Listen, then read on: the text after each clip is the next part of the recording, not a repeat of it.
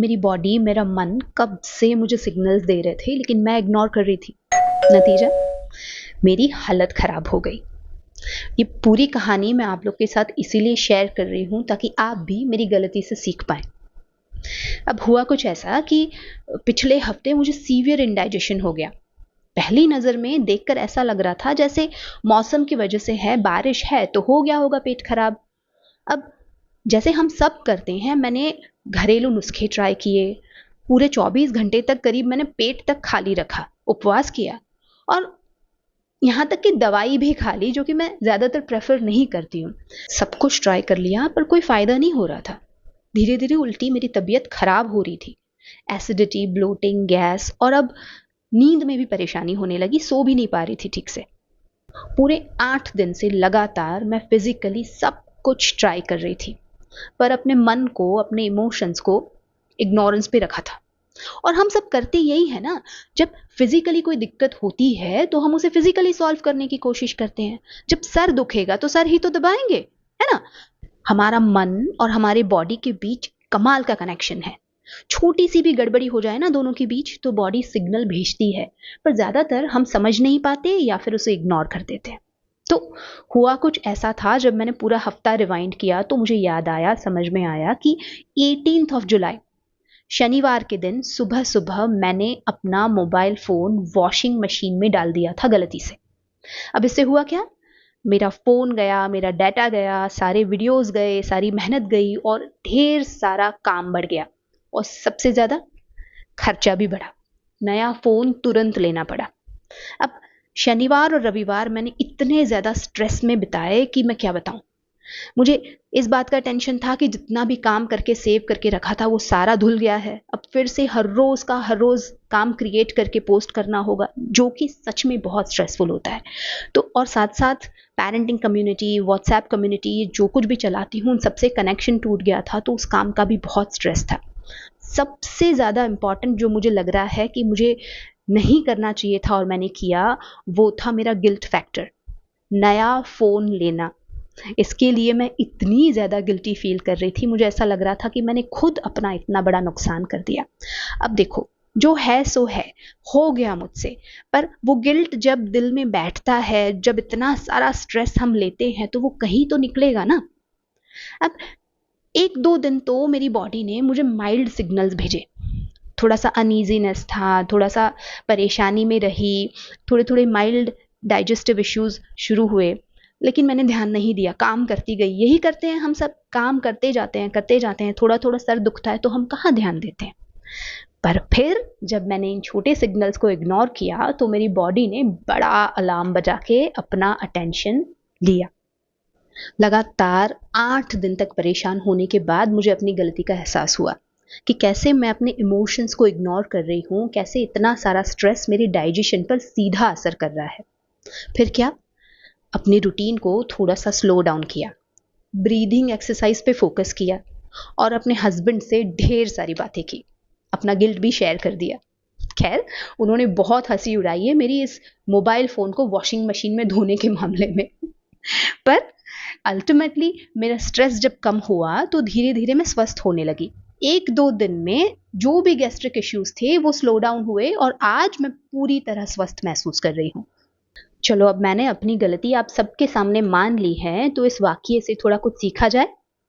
देखो, स्ट्रेस है ना, बहुत खराब चीज है और ज्यादातर बार हमें रियलाइज ही नहीं होता है कि हम स्ट्रेस में हैं।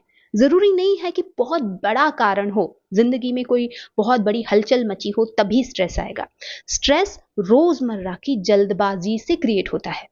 हमारा रूटीन ही कुछ उस तरह का बन गया है कि हम कांस्टेंट स्ट्रेस में रहते हैं, हमारी भवें इस तरह से तनी रहती हैं और ऊपर से क्योंकि हमारा स्क्रीन टाइम बढ़ गया है, तो 4-5 घंटे के स्क्रीन टाइम के बाद सारे काम हमें जल्दबाजी में निपटाने पड़ते हैं। बीच बीच में जितना भी गैप मिलता है उस गैप में हमें जल्दी जल्दी काम खत्म करना पड़ता है।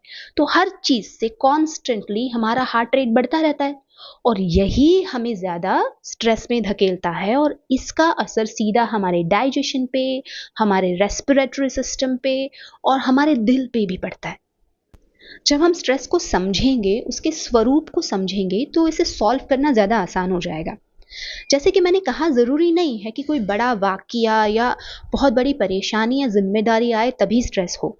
स्ट्रेस हमारी लाइफ़स्टाइल से और हमारे ज़िंदगी के प्रति नज़रिए से एक्चुअली डेवलप होता है।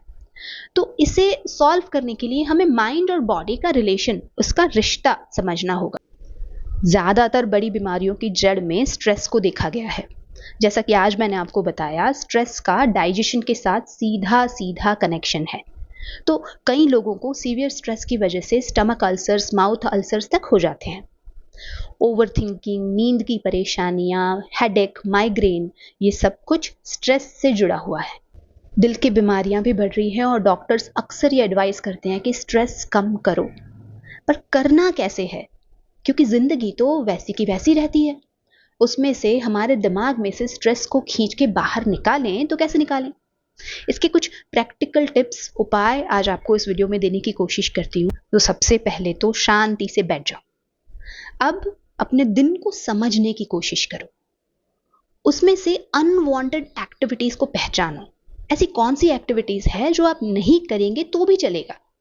ज्यादा काम निकालना, ये भी साफ करना, वो भी साफ करना, यहां भी जाना, वहां भी जाना, नहीं करनी है फिर भी किसी से बात करना, इन सारी चीजों को अनवांटेड एक्टिविटीज के कैटेगरी में डालो और अपने आप पर से लोड कम करो, काम का बोझ कम करो। ठीक है? दूसरा इंपॉर्टेंट पॉइंट है, एक रूटीन से चलो। बॉडी को एक ही समय पे होने वाली क्रियाएं ज्यादा पसंद आती है। प्रेडिक्टेबल रूटीन बॉडी को स्ट्रेस लेवल से दूर रखता है, आप आराम से जी सकते हो। अब हमारे साथ हो क्या रहा है कि हमारा स्क्रीन टाइम क्योंकि बढ़ गया है तो हम किसी भी चीज का फिक्स टाइम नहीं रख पाते। अब ऐसे में मैं क्या करती हूँ, सुबह 9 बजे से पहले फोन को स्विच ऑन नहीं करती और रात करीब 8:30 बजे अपना फोन एयरप्लेन मोड पे डाल देती हूँ। अब इसके बीच भी 2-3 घंटे ऐसे हैं जहां पर मैं अपने फोन को छूती नहीं हूं। बट कोशिश ये कीजिए कि स्क्रीन टाइम और रूटीन लाइफ के बीच एक बैलेंस लाएं और हर काम के लिए एक वक्त हो। तय किए गए वक्त पर काम करने से स्ट्रेस लेवल्स नीचे रहते हैं।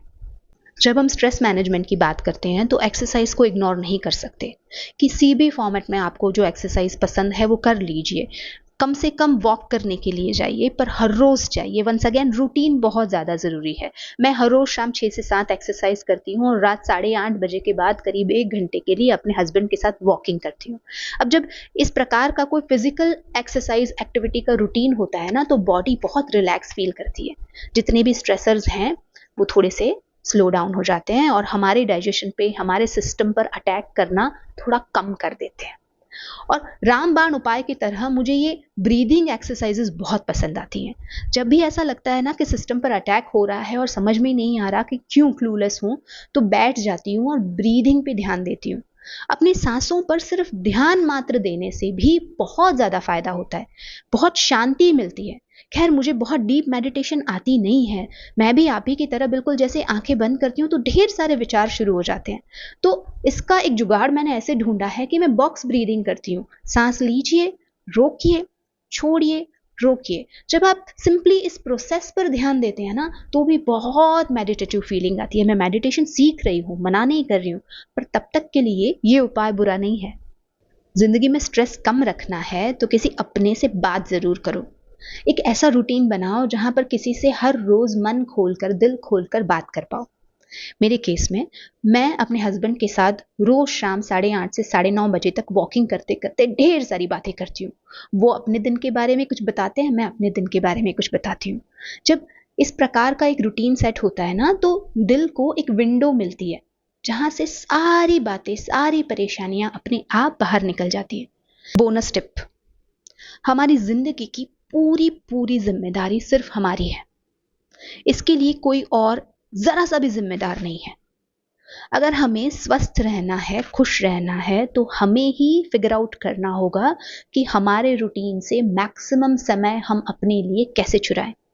किसी और की वजह से हमारी जिंदगी पर यह हो रहा है, मुझे तो इतना सारा काम है, मुझे तो स्ट्रेस होना ही है, जब हम ये बहाने बनाते हैं और ब्लेम शिफ्टिंग करते हैं ना, तो जिंदगी और मुश्किल हो जाती है। अगर कुछ गलती हुई है तो मान लो, अगर कुछ प्रॉब्लम है तो एक्सेप्ट करो और प्रॉब्लम पे नहीं, सल्यूशन पे फोकस करो। जो है सो है। जिंदगी, हमारी सिचुएशंस, कुछ भी रातों रात नहीं बदलेगा। तो क्या हम इसी तरह जीना चाहते हैं? क्या जो कुछ भी है हमारे पास वो ज़ाया होने देंगे? साल दर साल हमारी तबीयत खराब होती रहेगी और हम देखते रहेंगे। स्ट्रेस को अपनी ज़िंदगी पर हावी मत होने दो। आज जो भी सिचुएशन है उसमें सबसे बेहतर कैसे जिया जा सकता है उसका रास्ता खुद ढूंढो। इस पूरे झमेले का जो असली विलन है ना वो है स्क्रीन टाइम। अगर स्क्रीन टाइम कम करना चाहते हैं तो मेरी इस वीडियो को ज़रूर देखिए।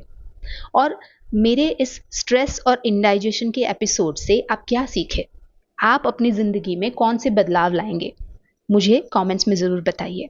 और कौन से टॉपिक्स पर आप वीडियोस देखना चाहते हैं ये भी मुझे ज़रूर बताइए। Thank you very much.